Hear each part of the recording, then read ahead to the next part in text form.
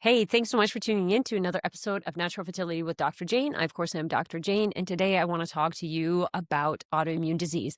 To be honest, I'm still shocked how many women come to me and message, whether it's through Instagram or we get it through our emails, and they say that I have unexplained infertility, but I have this autoimmune condition, which in my mind is you don't have unexplained infertility, you have an autoimmune condition that's preventing you from getting pregnant.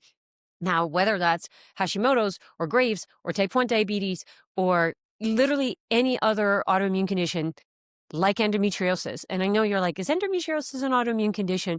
Yes, watch it catch up in research in the next 5 to 10 years because I'm going to break down what autoimmune disease is. And of course, every autoimmune disease has its nuances. So how I approach Hashimoto's is going to be slightly different than how I approach Graves' or how I approach, type 1 diabetes. But the principles are going to stay the same. And so I'm going to share an overview of the principles of how we want to approach it and why it's the thing that's preventing you from getting pregnant or staying pregnant, and then how we want to go in terms of approaching and understanding why you have this certain autoimmune condition, and then obviously the steps that we want to take to reverse it. So autoimmune disease, what it means, and I'm going to give you kind of the conventional perspective and then the holistic perspective. From the conventional standpoint, the body is no longer recognizing what's its own in what is a pathogen or what is a foreign body. And so it ends up creating a response against itself. So when we have something like Hashimoto's and we're producing thyroid antibodies, that means that the thyroid is starting to produce antibodies against our own thyroid, which is obviously destroying its function.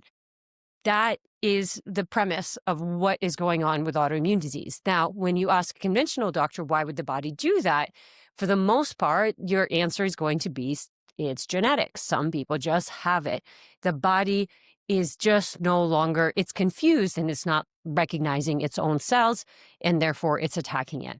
Why I don't like that explanation is it assumes that the body is stupid, that the body has no idea what it's doing, and it's going, is it my cells? Is it not my cells? Is this a pathogen? I'm just going to go ahead and create this inflammatory response and create antibodies against my own self. On the holistic side, my question is, why would the body do that? So if my belief is that the body is the smartest machine, the smartest mechanism and organism that it is on this planet, and it doesn't do anything without a reason, there's always a reason for our symptoms, and that it's actually a way that the body is messaging us and letting us know that something is off, we're doing something, we're missing something, and whether that's a vitamin or a mineral or an antioxidant, or there's a pathogen that's causing a deficiency and causing dysregulation, and that's why there's an inflammatory response. There's absolutely genetics that are involved because let's face it, we all have inflammation. We all have some kind of pathogenic load or some microbial imbalance in our day and age. We all have some nutrient deficiencies, but not everybody is going to have autoimmune disease, or not everyone is going to have the same autoimmune disease. So of course, there's genetics that are involved in every disease process, but we have to look at why is the body doing what it's doing. And as a naturopathic doctor and a natural fertility expert, I would love to say that here is what everybody should be doing. And there's, of course, some general aspects of health that I'm sure if this is not your first episode that you've listened to me talk, that I talk about. Let's clean up your water. Let's clean up your diet. Let's clean up your environment. Let's make sure you're sleeping well, and let's regulate your nervous system.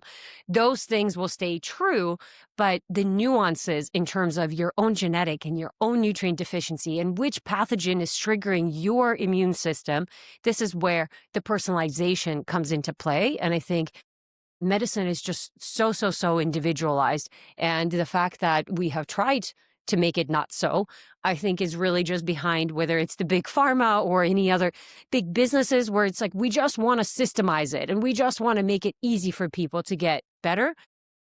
The generalities are only going to get you so far. So we have to get down into the personalization, and you have to understand and learn how your own body works and why it's doing what it's doing. So I believe that the body is the smartest machine. And so if it's starting to attack itself, aka we have an autoimmune reaction, I want to know why. And whether it's attacking its own pancreas or its own thyroid or its own joints or its own reproductive system, whatever it is, we have to understand why is the body doing that, keeping in mind that genetics are going to play a role, but also keeping in mind that the environment is going to play a bigger role than the genetics. So the reason that autoimmune disease is the reason why you're not conceiving or you're not able to stay pregnant is because immune system function is arguably the most important system throughout pregnancy. And I'll tell you why. So the first reaction between the egg and the sperm is that of the immune system. And if we look at our immune system, is really our microbiome diversity. So the more diversity we have within our microbiome, within the gut, within the reproductive system, within our skin, the stronger our immune system tends to be. And so if we break it down, there's certain microbes that are associated, like the lactobacilli species, the bifido species, that are associated with strong immune systems. And then there is certain bacterial microbiotas that are associated with weakened immune system.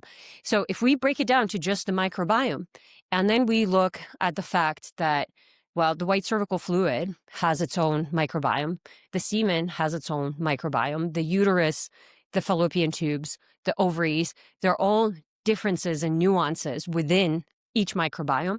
And when the egg is starting to put out its signals when it's ready to ovulate, and it's choosing the sperm, it's putting signals out to get the sperm to start moving. And that signaling has actually been connected to the different types of microbes. So certain microbes are going to make that signaling more efficient, and it will allow the sperm to get to the egg in a more efficient way and actually get there, or less efficient way, depending on the microbes. So I don't want to take you down too many rabbit holes, but the point is that the first reaction of the egg and the sperm is that of the immune system. This egg has to accept the sperm. And there's vitamin D receptors on the egg and on the sperm, and those interact. And there's a lot of other nutrients like calcium and zinc and sodium and potassium and, EFAs, so short chain fatty acids, like so many nutrients that are really, really important for that reaction to occur and for that fertilization to occur. So the egg has to accept the sperm. And then once the fertilization happens, the female body has to accept the foreign object that is now the zygote, the blastocyst, and, therefore the embryo and then the fetus. And so a beautiful thing that has to happen for females, and this is what happens every cycle for us ladies, is in the second half of the cycle, progesterone rises and estrogen rises as well, but progesterone should be the dominant hormone, and that downregulates the immune system in preparation for implantation. So that happens regardless if there is a fertilized egg or not that's coming to implant, but that progesterone comes in and there's immune system downregulation. There's a lot of other things that's happening in terms of preparing the uterine lining and thickening it and all that jazz. But if we look at it from just the immune system perspective, because we're talking about autoimmune disease, it's so important for the immune system to be able to downregulate so our bodies can accept this foreign object. And I'm taking a course with Dr. Leah Hitchman right now on integrative obstetrics, and she's literally breaking it down week by week and when implantation happens and how it happens. And there's some beautiful studies and research where it literally shows this tiny little cluster of cells just burrowing itself into the uterus. And I mean, literally, like it's burrowing, it's a mass. And we often look at it as if it's a cancer. Now, obviously, it's not a cancer, but if you think about the embryo, it's a foreign object. It's multiplying and replicating on itself. It has its own little DNA code and genetic code and everything else. It's doing its replication on its own outside of the female body, but it's doing it within the female body. And so the communication between the uterus and the embryo starts it's like 5 days, right? The blastocyst is 5 days post-ovulation, that communication starts. And so if that immune system is super dysregulated and it's already having a really hard time recognizing what its own versus what's not its own, the problem is that it's just going to reject. So the hot topic in the fertility space is this endometrial receptivity, meaning is the endometrium receptive to the embryo, or is it closed off because there's so many pathogens and Therefore, pathogens or other infections, inflammation, toxins that are built up, that essentially it is a hostile environment. And as soon as the embryo tries to interact with the uterus, the microbes within the endometrium are not allowing it to do that. And it actually is throwing an inflammatory response. It's exaggerating the inflammatory response because, let's be honest, pregnancy is an inflammatory condition. And maybe this is the first time you hear about it like that, but it is. There's so much inflammation that happens. That's why we want women's inflammation to be really under control before they get pregnant, because it's not a matter of if they're going to be inflamed. It's a matter of how is their body going to be able to handle that inflammation, and do they have the right nutrients, their drainage pathways open, the nervous system regulation to essentially manage that inflammation as best as we can as that baby continues to grow and burrow itself. So I hope by now you're like, okay, that makes sense. If you have an autoimmune condition, I literally just had someone in the chat being like, I have unexplained infertility and I have Hashimoto's. And I'm like, wait a minute, you have Hashimoto's. That's the reason why you can't get pregnant. And she's like, well, my doctor said it doesn't matter, but I thought maybe it would. The beautiful thing here is that most of you are already recognizing that. You're like, I wonder if this is the thing that's preventing me from getting pregnant. And I want to tell you that you're right. It is. Whatever your hunches of like, I wonder if this has something to do with it, you're 100% right. It probably has something to do with it. Is it the only thing? Unlikely. But does it have something to do with it? 100%. I think we need to learn to trust that intuition, and then we just need to find and seek information that will help us feel more validated through our journey. And then somebody that obviously is going to guide you through this, because it is very, very complex. And if I had to think about fertility as like, what are the most important systems that are involved in fertility? A conventional doctor is just going to look at the ovaries and the uterus. But we know, like on the holistic side, and as a natural fertility doctor, the uterus and the ovaries are very much connected. And we'll see embryologist, or if we see IVF specialists, they literally will look even at the ovaries and the uterus as separate compartments. So if there's an infection in the uterus, they're like, yeah, that's fine. We can still do the retrieval. It won't impact it. And it seems silly to say, well, how come, what do you mean it's not going to impact it? The uterus is inflamed. There's oxidative stress. Of course, the eggs are going to shut down. They don't feel safe. There's inflammation. So we have to start looking at the systems as a whole.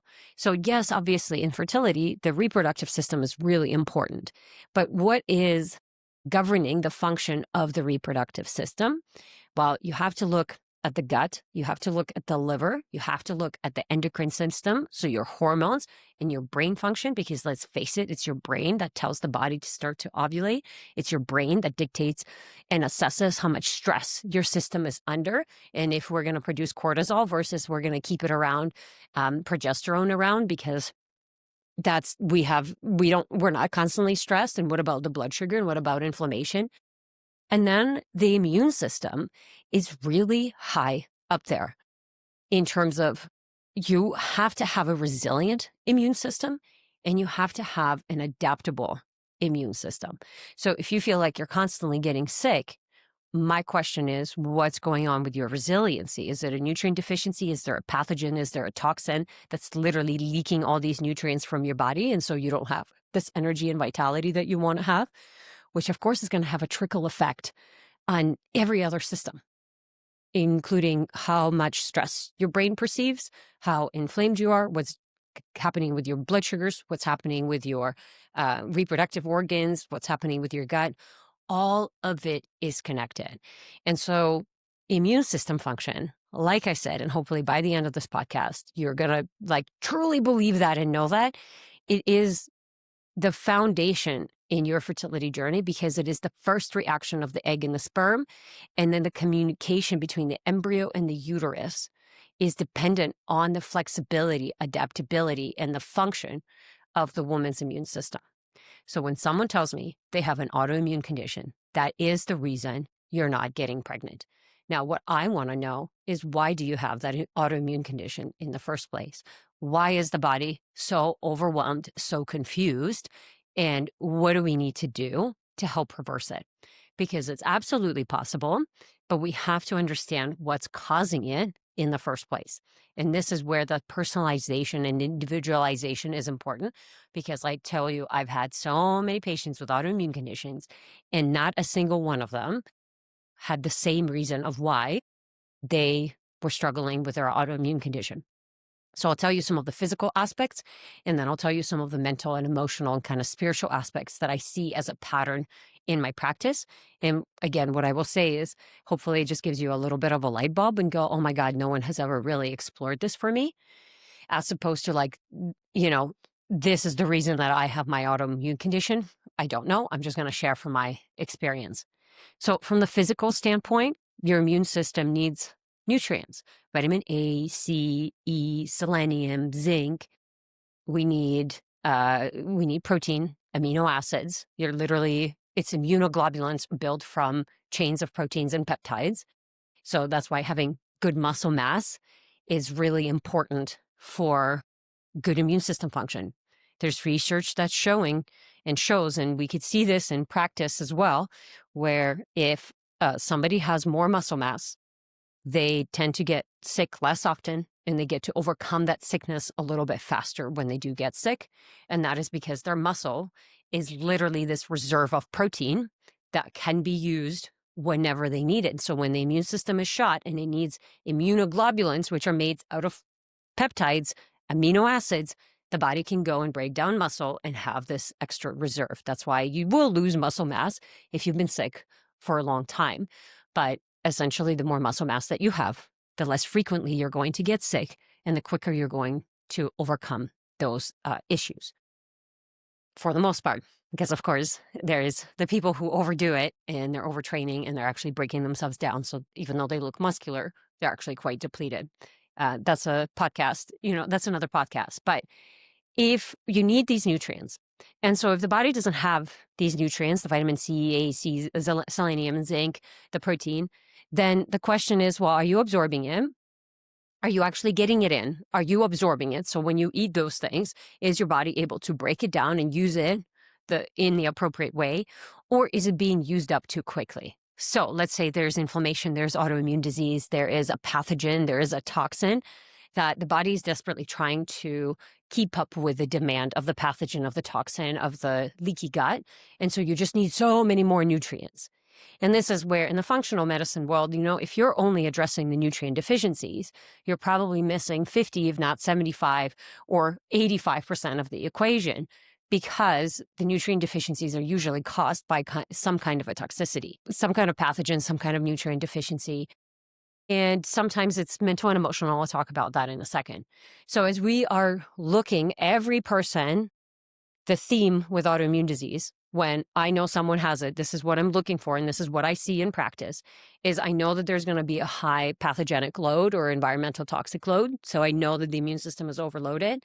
I am going to also see some kind of a leaky gut or gut issue, meaning something that is supposed to be a barrier is not only a barrier and a boundary now, but it's actually a source of inflammation and infection, and you're not absorbing nutrients as well. So the body's definitely in fight or flight mode, trying to survive.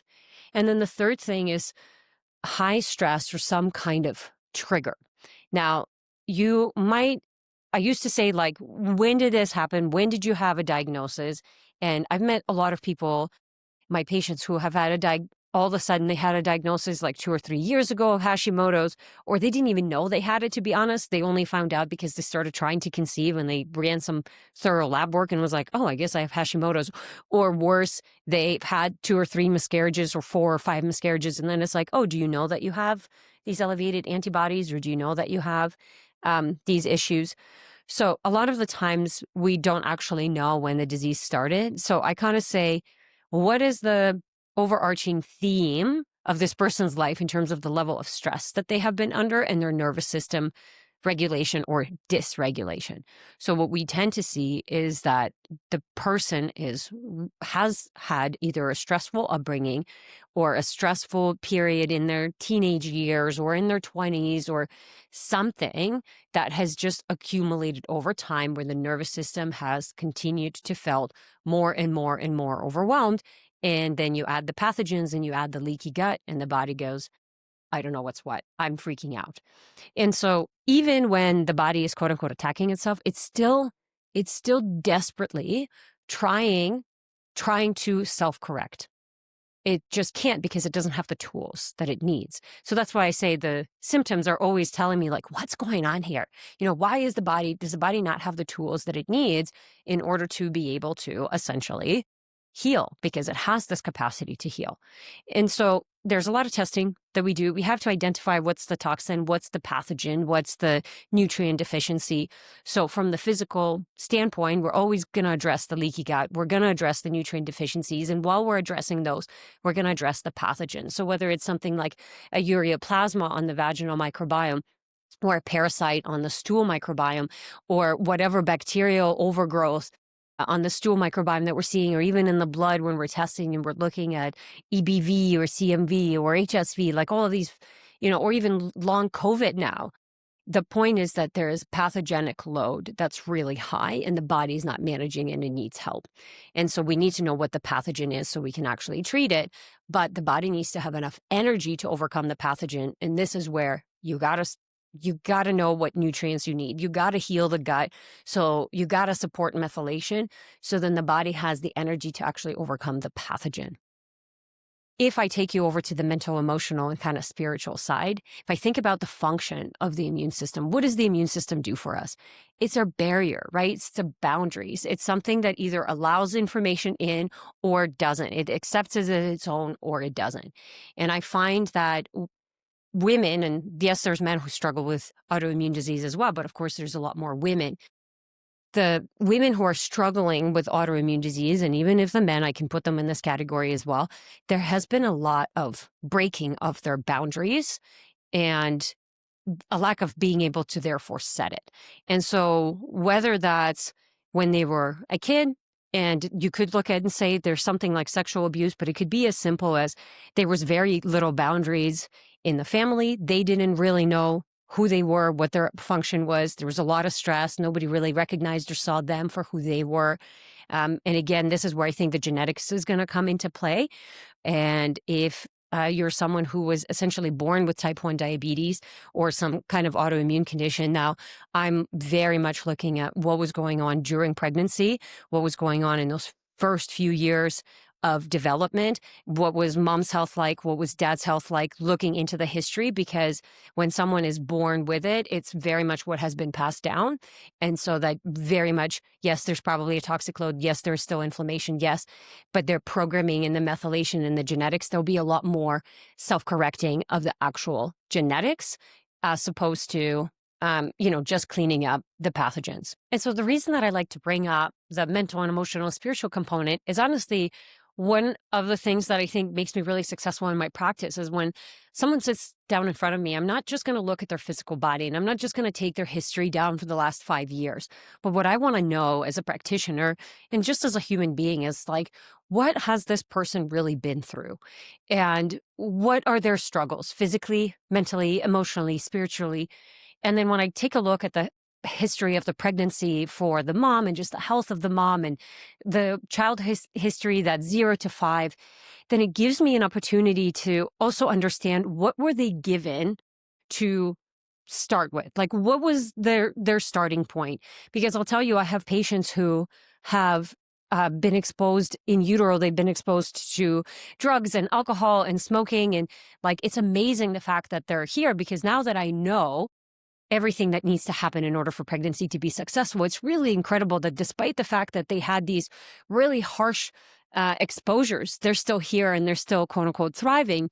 But I also know that that person is going to have very different issues from somebody who was born into a family that thought about eating organic and didn't put environmental, like really thought about cleaning up their environmental toxic load and let their children play outside or grow their own food, so on and so forth. So that foundation that the person start with, I do really genuinely not only just believe, but I see it in my practice, how much impact it has and how hard it is to essentially rebuild the person, because let's face it, our cells are constantly dividing and we're constantly rebuilding ourselves.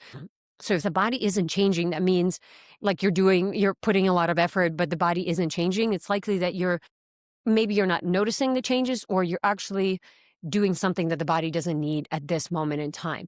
Point being is, if I know when somebody has like a high toxic load from birth, or they just, the mom was really depleted and the pregnancy didn't go so well, or the postpartum period, or they were, on formula versus breastfed and all that jazz. And again, no disrespect, because I just think everybody has their own journey and we can all learn from it, learn something from everyone.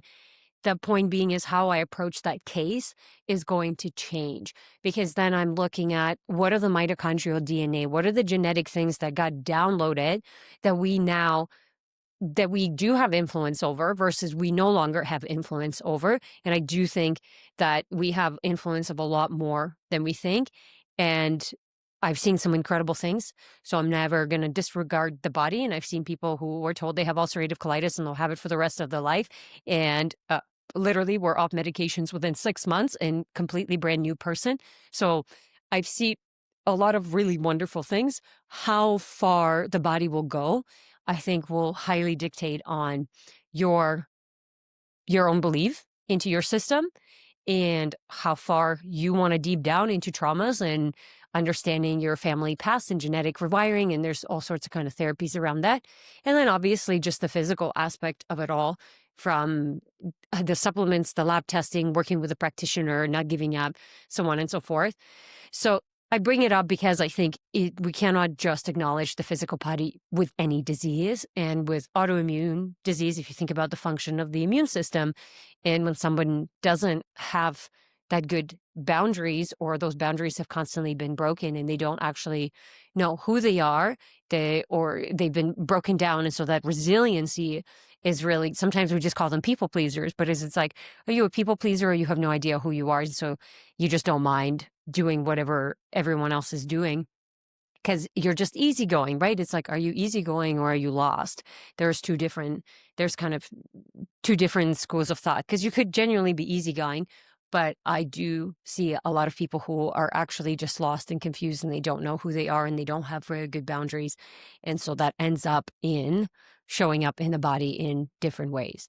So I hope that is making sense to you all in terms of why the immune system is really, really important for just not the health of the pregnancy even, but just for your own health and how you're going to experience the world.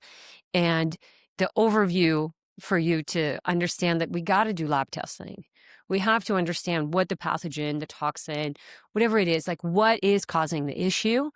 And then I typically start with the physical body. And then as the physical body starts to get strong, then we can start to dig into some of the mental and emotional. But I have people who they've been carrying so much trauma that they're like, I just need a way to release it. And so we need to make the physical body strong. And then we're figuring out the right therapy, and whether that's talk therapy or meditation or breath work or whatever it is, essentially to help the body integrate and release, and process some of the traumas so they can step into the new version of themselves and feel safe. I think with autoimmune disease, when we're looking at it from the conventional standpoint, it's like, my body's stupid. I don't trust it. It doesn't do what it's supposed to do. That creates a very negative relationship with your body. I get goosebumps just saying that. And so this is how you talk to yourself, and that's your belief. And I'm not saying it's your belief is likely. I don't think that's your belief. That wasn't your belief when you were a baby, but you were told this so many times that you started to believe that, and your conventional doctor did a very good job of convincing you that, oh, yep, your body is just like that. There's nothing you can do about it, what that really means is I'm broken and I'm not safe and my body is stupid and it doesn't do what it's supposed to do. If that's the language that you're using, then how is this tiny little soul supposed to come in and say, yeah, this is a safe home for me. This is where I want to grow. And so I think part of healing, we have to bring this spiritual component into it, because if we just think about the soul that's trying to come in and make it its home, you have to feel the safety within your body first. So then something else can come in and say, this is safe. I can be here. I can thrive. I can burrow into this uterus and I'm not going to get kicked out. So there is the huge lack of safety within the body for the woman, usually will then reflect in the lack of safety for the embryo to develop, to grow, and to thrive. So that's my 2 cents on the autoimmune conditions. Like I said, depending on which autoimmune condition you have, there will be nuances. Like if it's type 2 diabetes, we need to focus a lot more on blood sugar regulation. If it's ulcerative colitis, we need to focus a lot more on gut healing and gut lining and mucosa versus, rheumatoid arthritis or antibodies. Then we're focusing on each individual organ. But at the end of the day, you got to get the inflammation down. You got to get the pathogens out. You have to regulate the nervous system so it starts to feel safe, and you can rest and you can enjoy life and you could set boundaries, and you don't just become this leaky bucket that says yes to everything. So then you can actually keep some of that energy for yourself, and then therefore eventually have so much energy and so much abundance that you have nowhere for it to go but to this tiny little soul that's been waiting to meet you. So thank you so much for tuning in, and I hope I'll see you next week.